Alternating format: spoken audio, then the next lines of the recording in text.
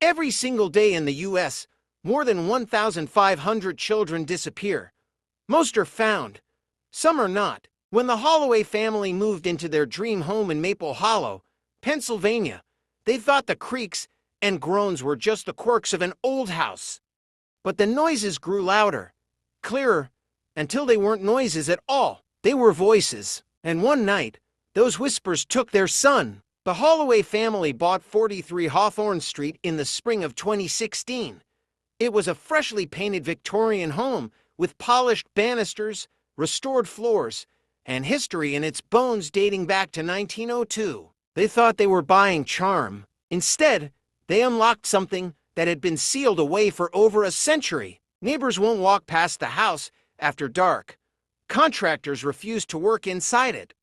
And what happened to the Holloways is the reason why. At first, life felt normal. Mark and Dana Holloway unpacked boxes, painted bedrooms, and tried to give their 8-year-old son Ethan a new start. Then, the noises began. Dana swore she heard whispers in Ethan's room at night. At first, she blamed her imagination. Old homes settle, pipes groan, floorboards shift. That's all. But the sounds grew clearer, too deliberate to be dismissed. Not random creaks, not the hum of pipes. Words, soft, muffled, and impossible to mistake. One night, Mark heard it too. A low voice, not outside, not from upstairs, coming from inside the walls. Neighbors said the house had character. Contractors mentioned strange, layered walls, but nothing sinister. Mark dismissed Dana's fears, insisting it was just the age of the house. But then the whispers grew bolder. Dana woke one night to her own name murmured from behind the plaster. Dana! The sound stopped as soon as she turned on the light. Meanwhile, Ethan grew restless. He talked about a friend in his room who whispered from the wall. He began drawing shadowy figures with mouths where the wallpaper cracked and peeled. His teacher even called home Ethan was falling asleep in class. By midsummer, the noises evolved into knocks, always 3 in a row, always at night. They came from behind the headboard, from the closet, from under the floor. Mark, desperate for answers, ripped open part of the upstairs hallway wall. Behind the plaster, he discovered something unnerving, an extra layer of paneling that didn't belong. Behind it was a long, narrow void running the length of the house. Carved faintly into the wood were 2 words, "Still here." Mark patched the wall without telling Dana. Dana began sleeping with the lights on. Ethan refused to stay in his room, insisting the voices talk louder when it's dark. Then came the storm. A power outage plunged the house into total blackness. And in that silence, Dana swore she heard voices moving room to room, slipping through the walls like breath. When she pressed her ear to the plaster, she didn't hear echoes. She heard breathing. When the lights returned, Ethan's drawings had changed. No longer one shadow figure, now he drew many. Faceless forms pressing against the walls, hands outstretched. The Holloways called in a contractor, begging him to investigate.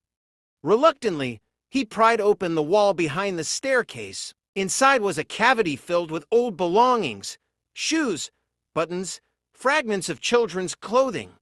And at the back of the cavity, carved deep into the wood, was a date, 1912. A search of county records revealed the truth.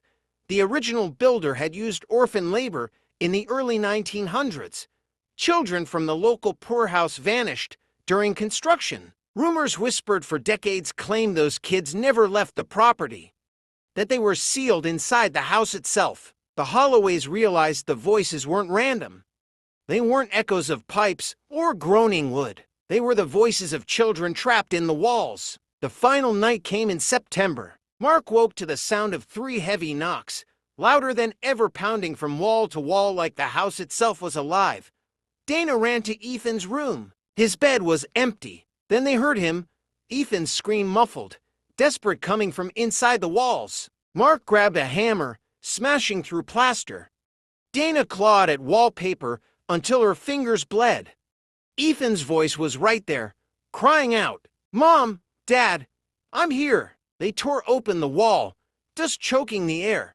But when the plaster finally gave way, There was nothing, no child, no trace, only splintered wood, stale air, and silence. The whispers stopped. Ethan was gone. The Holloways fled the house that night and never returned. Police searched for weeks, tearing down walls, draining the nearby creek, combing through the neighborhood. But no footprints, no evidence, no body. The Holloways lost everything, and the house gained another secret. To this day, neighbors say the home remains empty.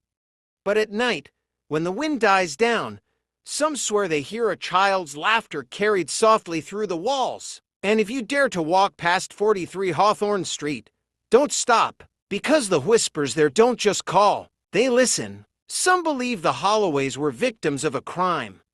Others believe the house itself swallowed their son, the same way it swallowed children over a century ago. But one thing is certain, the whispers at 43 Hawthorne Street never stopped. Even now, the walls wait for someone new to listen. What do you think? Was Ethan taken by human hands or something far darker? Drop your theory in the comments below, I'll be reading them. And if you want more stories where the line between truth and nightmare disappears, subscribe to the Holloway.